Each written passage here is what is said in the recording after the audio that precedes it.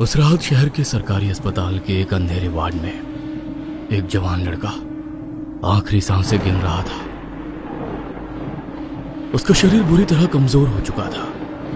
आंखें अंदर धंस गई थी, जैसे कहीं रात से सोया ना हो, और चेहरा इतना पीला पड़ चुका था जैसे शरीर में खून ही ना बचा हो।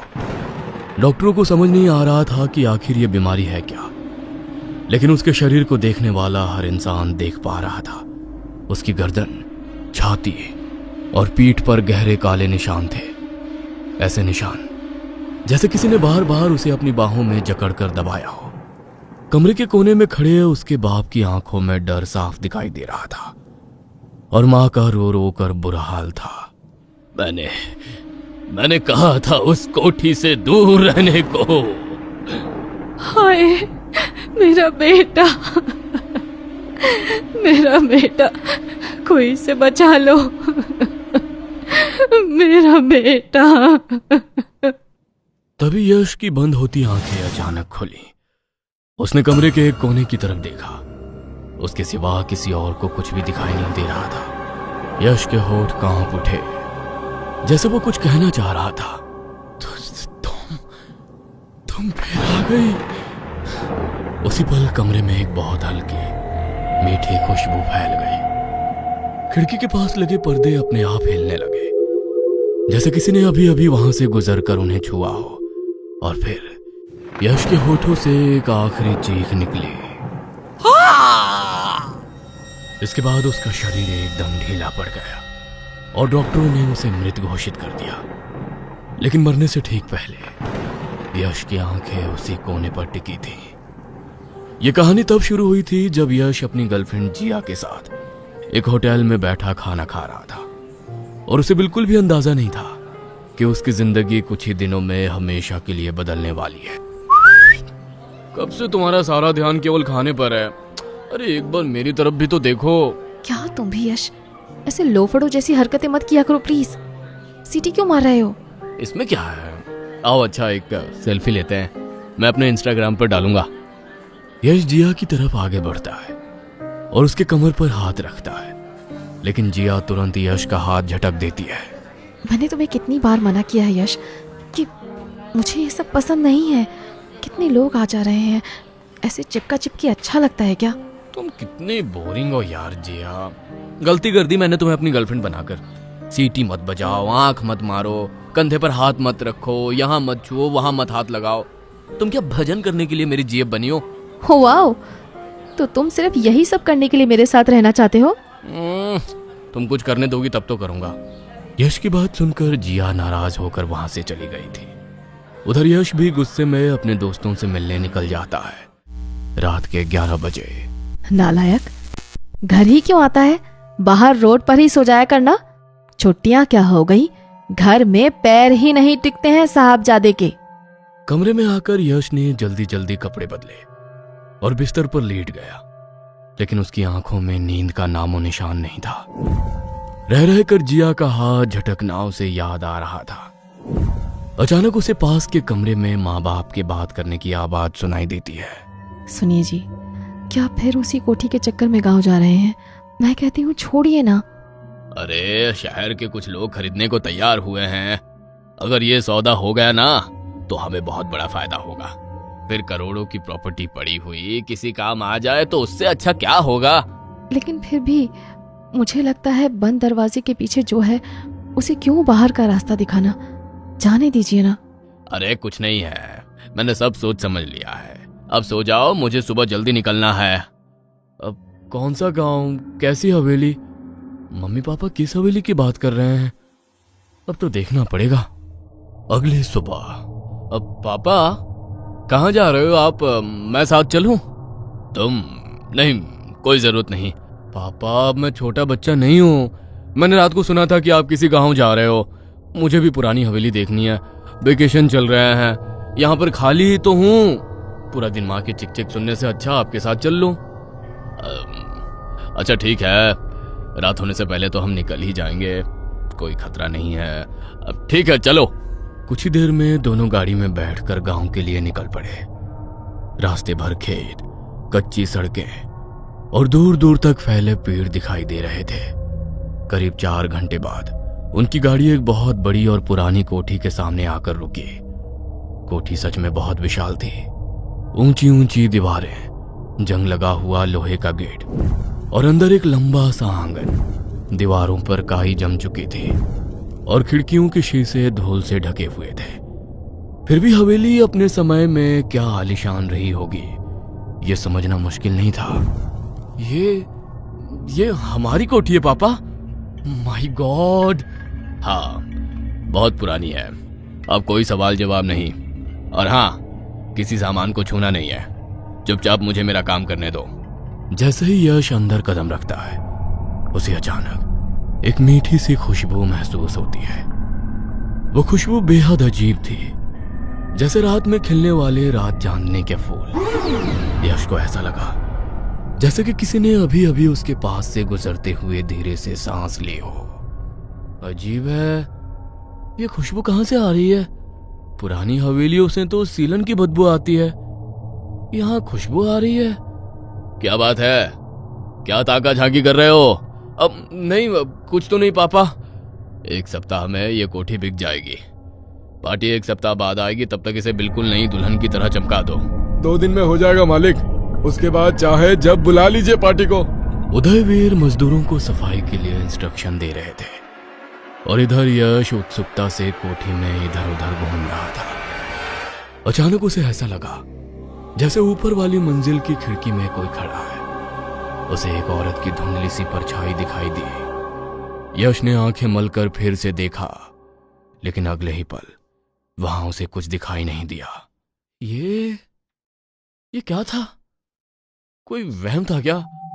हाँ, वहम ही होगा। ताला तो अभी हमने ही खोला, अंदर कोई कैसे हो सकता है? उसी शाम उदय और यश वापस आ गए। अरे वाह, तेरा सही है भाई। गांव में कोठी, काश कि हमें भी मिल जाए ऐसी हवेली। क्या फायदा कोठी का? ये खुद तो फट्टू है ना। गर्लफ्रेंड का हाथ पकड़ने की तो परमिशन नहीं है इसे। बकवास बंद करो तुम लोग। हाँ, मजाक छोड़ो। चलो एक काम करते हैं, आज रात उसी कोठी में चलते हैं। अरे मजा आएगा यार, एडवेंचर हो जाएगा। पागल हो गए हो क्या? मुझे नहीं जाना वहां। पापा जान गए तो मार डालेंगे। क्यों, डर गया? अरे भाई मर्द बन, कब तक पापा से पूछकर सारे काम करेगा? वैसे भी तूने बोला कि अंकल उसे सेल करने वाले हैं, तो क्यों ना एक आखिरी बार हम लुत्फ उठा लें। ठीक है, वैसे भी मेरा छुट्टियों में कहीं जाने का मन था, तो यही सही। हम सब 2 दिन बाद निकलेंगे। कुछ देर बाद जिया का फोन यश के पास आता है। अब क्या मुंह फुलाकर घूमते रहोगे? यू नो ना कि मैं ऐसे अनकंफर्टेबल हो जाती हूँ। अच्छा बाबा सॉरी, अब मान भी जाओ। मान जाऊंगा, लेकिन तुम्हें मेरे साथ वेकेशन पर चलना होगा। इस बार नो कहा तो फिर सोच लो। ओके चलते हैं। खुश? अगले दिन यश अपने दोस्तों के साथ कोठी जाने के लिए निकलता है। अरे ये जिया का नाटक फिर शुरू हो गया यार। मैसेज आया है कि उसके पापा आ गए हैं, वो हमारे साथ नहीं चल सकती। कह रही है हम निकल जाएं, वो डायरेक्ट पहुंच जाएगी। अरे भाई नहीं आएगी वो, तू अब मूड मत खराब कर। तीनों दोस्त कोठी में पहुंच गए थे। जैसे ही उसने अंदर कदम रखा, वही मीठी खुशबू फिर से हवा में फैल गई। लेकिन इस बार खुशबू पहले से ज्यादा ही गहरी थी, जैसे कोई उसके बहुत करीब खड़ा हो। अचानक से ऊपर के मंजिल से पायल की बहुत हल्की सी आवाज सुनाई पड़ी। आवाज सुनकर यश का दिल जोर जोर से धड़कने लगा। कौन है वहां? जवाब में सिर्फ हवा चली और खिड़कियों के दरवाजे आवाज के साथ खुल गए। भाई ठंड कुछ ज्यादा ही नहीं है यहाँ? मैं खिड़कियां बंद करता हूँ, अपने आप कैसे खुल गए ये दरवाजे? शाम ढलने लगी थी और आसमान में गहरा अंधेरा फैलने लगा था। यश, मनोज और किशोर आंगन में महफिल जमाकर बैठे थे। सामने एक छोटी सी मेज पर शराब की बोतलें और स्नैक्स से भरी प्लेटें रखी थी।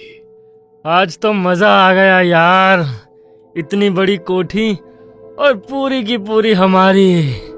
कितनी बढ़िया जगह है ये, बेचने की बजाय इसे होटल क्यों नहीं बना लेते? आखिरी रात है भाई, जी भर के जी लो और जितना चाहे पी लो। फिर ये ना हवेली रहेगी ना ये आजादी। तीनों जोर जोर से हंसने लगे। शराब का नशा अब चढ़ने लगा था। तभी अचानक यश की नजर ऊपर हवेली के लंबे गलियाने की तरफ गई। वहां अंधेरे में एक लड़की का साया दिखाई दे रहा था। उसके लंबे बाल और आंचल हवा में लहरा रहे थे। और ये नजारा देखकर यश का दिल जोर से धड़कने लगा। अरे वो देखो, वहां कोई खड़ा है। कोई लड़की है। कहाँ? वहीं ऊपर लॉबी के पास। तीनों ने उधर देखा। वाकई एक लड़की वहां दिखाई पड़ रही थी, जिसका लंबा आंचल हवा से लहरा रहा था। वो लड़की धीरे धीरे मुड़ी और फिर सीढ़ियों की तरफ होते हुए नीचे आने लगी। कौन है ये? हवेली तेरी है भाई, तुझे पता होगा ना। यश, किशोर और मनोज उसके पीछे दौड़ पड़े। उनके दिल में डर भी था और उत्सुकता भी। सीढ़ियों के पास पहुंचकर यश ने हाथ बढ़ाकर उस लड़की के कंधे पर हाथ रख लिया। अचानक लड़की यश की ओर घूम गई और उसका चेहरा देखकर सबकी शक्ल सफेद पड़ गई। उसके सामने जिया खूबसूरत साड़ी पहने खड़ी थी। जिया, तुम यहाँ ऐसे? तुम्हें अच्छा नहीं लगा? मैं अच्छी नहीं लग रही? कैसा लगा सरप्राइज? आज जिया की आवाज कुछ अजीब सी थी, पहले से कहीं ज्यादा धीमी और किसी तरह से रहस्यमयी। उसके गुलाबी होठों पर मध्यम मुस्कान थी और वो धीरे धीरे यश के बिल्कुल करीब आ रही थी। तुम्हें सरप्राइज देना था ना? क्या हुआ? ऐसे क्यों देख रहे हो? मैं इस रूप में पसंद नहीं आई तुम्हें? तुम आज बहुत अलग लग रही हो। यह सुनकर जिया हल्का सा हंस दी और अपने होठ यश के होठों के एकदम करीब लाकर कहा, शायद इसलिए क्योंकि आज मैं तुम्हें नाराज नहीं करना चाहती। आज की रात तुम्हारे नाम। इस बात से यश के चेहरे पर एक बड़ी सी मुस्कान फैल गई। ले भाई, आ गई तेरी जिया, हो गई सारी शिकायतें दूर। रियली, इसने तो मेरा दम ही निकाल दिया था। उस रात कोठी में देर तक हंसी, शराब और बातचीत चलती रही। बोतल खत्म होने के बाद यश और जिया एक कमरे में चले गए। अगली सुबह क्यों ना हम दोनों अभी यहीं रुक जाएं? किशोर और मनोज को जाने दो ना। अब जैसी तुम्हारी मर्जी। यश के कहने पर उसके दोस्त हवेली से निकल गए थे और इधर यश जिया के साथ रुक गया था। यश बाथरूम में जाकर अपना चेहरा धो रहा था। तभी उसके फोन पर जिया का कॉल आता है। उफ, अब क्या एक मिनट भी मेरे बिना नहीं रहा जा रहा। बोलो darling. I am so sorry Yash, पापा यहीं रुक गए थे, मैं चाहकर भी नहीं निकल पाई। मनोज ने बताया तुम अभी भी वहीं हो। और फिर उसका कॉल कट गया। यश बाथरूम से बाहर आता है। आईने के सामने अपने बाल संवारती जिया उसे नजर आती है। यश जिया के नजदीक जाता है और जैसे ही उसकी नजर आईने पर पड़ती है, उसकी सांसें मानो अटक सी जाती है। आईने में जो अक्स दिखाई दे रहा था वो जिया नहीं बल्कि कोई डरावनी शक्ल वाली स्त्री का था।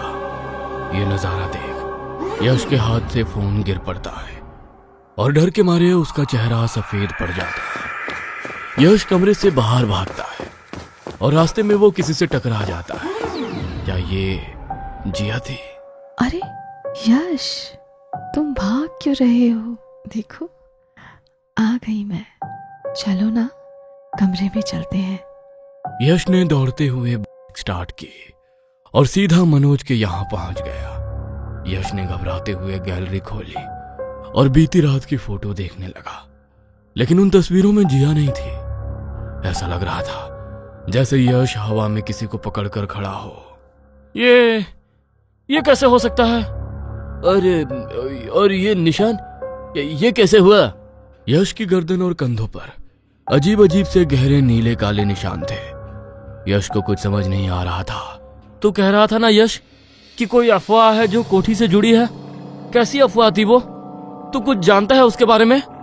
यश ने नामे गर्दन हिला दी और बिना कुछ बोले वापस घर चला गया। उस दिन के बाद से यश बदलने लगा था। वो दिन का अधिकतर समय अपने कमरे में बिताने लगा था। हर गुजरते दिन के साथ वो और कमजोर होता जा रहा था। उसके शरीर पर रोज कोई नया निशान उभर आता, कभी कंधे पर, कभी छाती पर, कभी पीठ पर। उसका चेहरा पीला पड़ने लगा था, आंखों के नीचे काले घेरे बन गए थे, जिसे देख मां सविता बहुत परेशान रहती थी।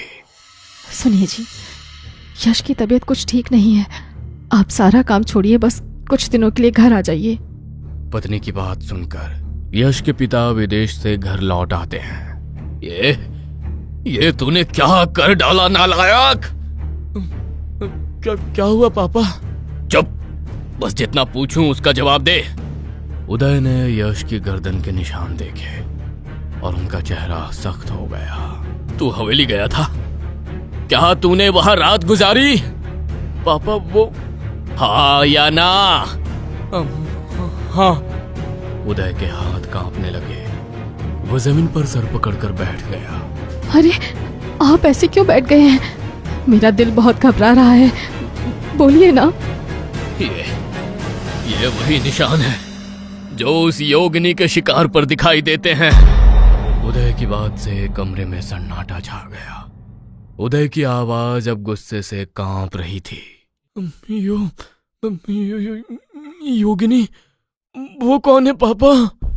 योगिनी भटकती आत्मा, जिसे बस एक मर्द का शरीर चाहिए।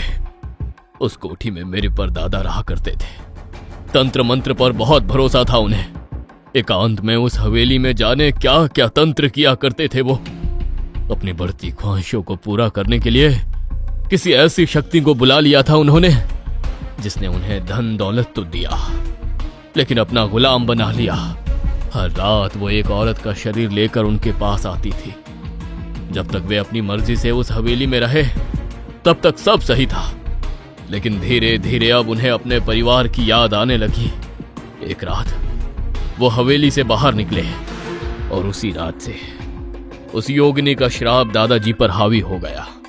रात में सुंदर प्रेयसी का रूप लेकर मिलने वाली वो शक्ति अब दिन के उजाले में अपने असली डरावने रूप में उन्हें दिखाई देने लगी। हर गुजरते दिन के साथ उनकी हालत खराब होती जा रही थी। उनकी सारी तंत्र विद्या धरी रह गई थी और वो योगिनी उनके शरीर को खोखला करती जा रही थी। दादाजी की मृत्यु निश्चित थी, इसलिए मरने से पहले उन्होंने योगिनी को वापस उसी हवेली में कैद करने के लिए खुद को वहां पर बंद कर लिया और अपने गुरु की मदद से तंत्र क्रिया से उसे अंदर कैद करवा दिया। तूने उसके साथ संबंध बनाए, उसके कारण ही वो योगिनी फिर से आजाद हो गई है। अब वो तेरे साथ रहेगी अंतिम समय तक। ये आप कैसी बातें कर रहे हैं? अरे कुछ करिए, कैसे भी मेरे बेटे को बचाइए ना, कुछ करिए आप। अब बहुत देर हो गई है। जिस दिन से वो योगिनी किसी मर्द को अपना शिकार बनाती है, उस दिन से उसकी मौत तय होती है। उदय के इतना कहते ही कमरे का बल्ब धमाके से टूट जाता है और पंखे के ऊपर एक साया बैठा नजर आता है जो यश को ही घूर रहा था। वो एक झटके से यश के ऊपर कूद जाती है। एक डरावनी हंसी कमरे में गूंज जाती है।